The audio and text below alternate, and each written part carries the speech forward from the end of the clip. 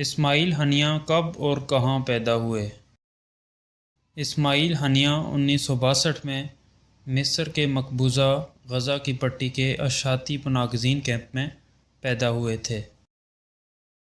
اسماعیل ہنیہ نے تعلیم کہاں سے حاصل کی؟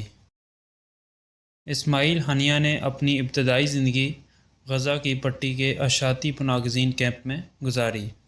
ہنیہ کی تعلیم اقوام متحدہ کے ریلیف اینڈ ورکس ایجنسی برائے فلسطینی پناہ گزینوں کے زیر انتظام اسکولوں میں ہوئی، جو کیمپ کے باشندوں کے لیے خوراک اور ادویات بھی فراہم کرتا تھا۔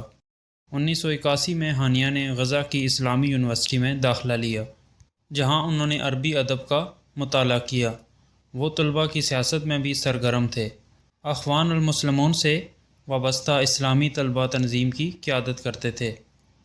آپ نے غزہ کی اسلامی یونیورسٹی سے 1987 میں عربی ادب میں ڈگری حاصل کی، پھر 2009 میں اسلامی یونیورسٹی سے ڈاکٹریٹ کی اعزازی ڈگری حاصل کی۔ اسماعیل ہنیہ کی بیوی کا نام کیا ہے؟ اسماعیل ہنیہ کی بیوی کا نام امل ہنیہ ہے۔ اسماعیل ہنیہ کے کتنے بچے تھے؟ اسماعیل ہنیہ کے 13 بچے تھے۔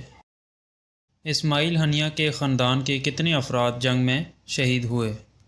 اکتوبر 2023 تک غزہ پر اسرائیلی فضائی حملوں میں اپنے 3 بچوں اور 5 پوتوں پوتیوں سمیت اپنے خاندان کے کئی افراد کو کھو دیا۔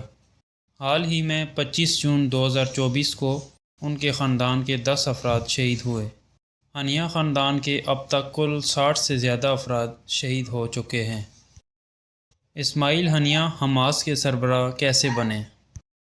اسماعیل ہنیہ نے 2006-07 میں فلسطینی اتھارٹی کے وزیر اعظم کے طور پر خدمات سر انجام دیں، جب حماس نے 2006 کے فلسطینی قانون ساز انتخابات میں اکثریت حاصل کی تھی۔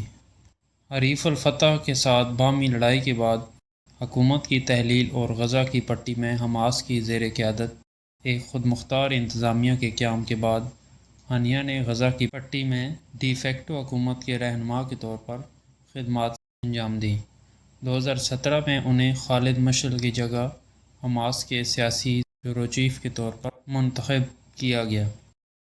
اسماعیل ہنیہ کی موت کب اور کہاں ہوئی؟ حماس کے رہنما اسماعیل ہنیہ کو 31 جولائی 2024 کو تہران کے دورے کے دوران شہید کر دیا گیا۔ اسماعیل ہنیہ کے پاس کل مالیت کتنی تھی؟ اسماعیل ہنیہ کے پاس 2024 میں مجموعی مالیت $4 بلین تھی۔